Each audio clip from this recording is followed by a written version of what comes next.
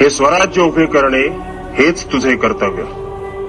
त्यासाठी अविश्रांत धावणे हाच तुझा निजानंद.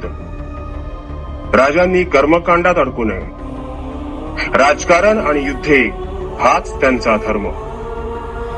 स्वधर्मासाठी प्राण वेचणे हीच त्यांची मुक्ती.